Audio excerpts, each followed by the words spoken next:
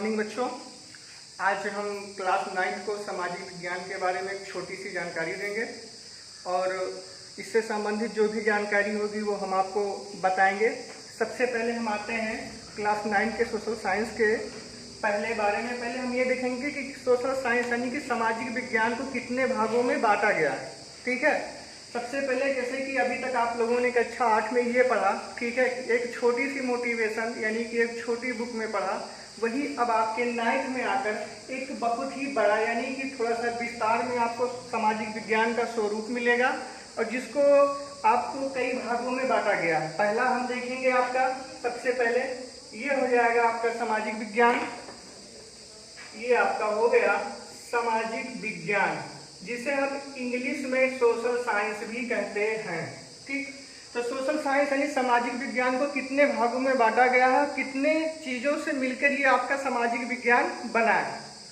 पहला हम देखते हैं, पहले हम आ जाएंगे इतिहास, दूसरा हो जाएगा हमारा भूगोल और तीसरा हो जाएगा हमारा राजनीति शास्त्र।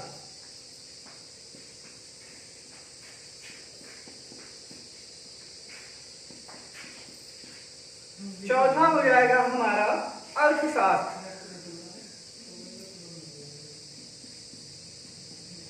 अर्थशास्त्र।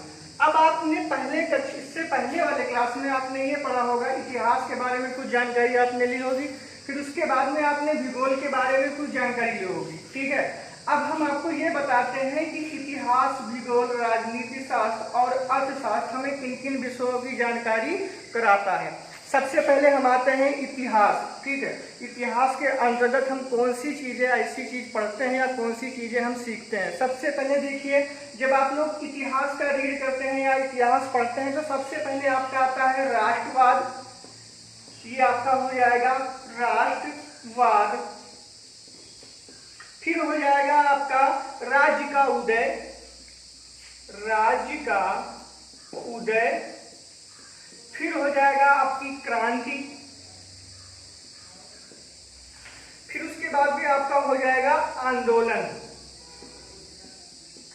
आंदोलन, ये सारे चीज आपके इतिहास के अंतर्गत आते हैं। इतिहास का मतलब ये होता है कि जो चीज यानी कि जो चीज आपको पिछली चीज, जो चीज आपकी बीत गई है, उस चीजों का जो बोध कराता है वो हमारा क्या होता है, इतिहास होता है। ठीक, यानी कि जैसे राज्य का उदय, क्रांति, आंदोलन, ये सारी चीजें आपके इतिहास के अंतर्गत में आती हैं। दूसरा हो जाएगा हमारा भूगोल। ठीक, भूगोल हमें किन किन चीजों का अध्ययन कराता है और क्या क्या चीज हमें सिखाता है और इसके अकॉर्डिंग क्या क्या चीजें आती हैं। सबसे पहले हम देखेंगे आपका भूगोल में, जैसे कि आपका होगा मृदा अपरदन। आपने पहले पढ़ा होगा, मृदा हो गया, ठीक है, संसाधन हो गया, संसाधन हो गया, ठीक है। उसके बाद में प्राकृतिक, वन, मिट्टी कितनी प्रकार की होती है, सारी चीजें जो होती है वो हमें भूगोल के अंतर्गत ही जानकारी मिलती है और ये सारी चीजों का ज्ञान हमें भूगोल ही कराता है। ये सारी चीज हमें भूगोल के अंतर्गत ही मिलती है। फिर उसके बाद में हम आते हैं आपका राजनीति शास्त्र। ठीक है, राजनीति शास्त्र। राजनीति शास्त्र के अंतर्गत हमें क्या होता है, सबसे पहले तो आप लोगों ने कक्षा 8 में थोड़ा सा पढ़ा होगा राजनीति शास्त्र के बारे में। इसमें क्या होती है, कानून व्यवस्था होता है। ठीक, पहला क्या होता है, कानून व्यवस्था। कानून व्यवस्था होता है। भारत की संघीय राज्य होती है, भारत की संघीय राज्य। कानून व्यवस्था का मतलब और भारत की संघीय राज्य का मतलब, यानी कि राजनीति हमें ये सिखाता है कि भारत में यानी कि 207 देश में से एक देश आपका भारत है, उस भारत की गतिविधियां, कानून व्यवस्था, नियम कानून जो भी होते हैं और भारत की संघीय राज्य कितने भागों में बांटा गया है, कितने केंद्र शासित प्रदेश हैं, टोटल जानकारी हम राजनीति शास्त्र के अंतर्गत हम टोटल पाते हैं और सीखते भी हैं और इसी के अकॉर्डिंग सारी जानकारियां हमको मिलती रहती है। ये हो गया आपका राजनीति शास्त्र, जिसमें संविधान के अनुच्छेद मिलेंगे, आपको धाराएं मिलेंगी, ये सारी चीजें आपको राजनीति शास्त्र के अंतर्गत ही आपको मिलेगा।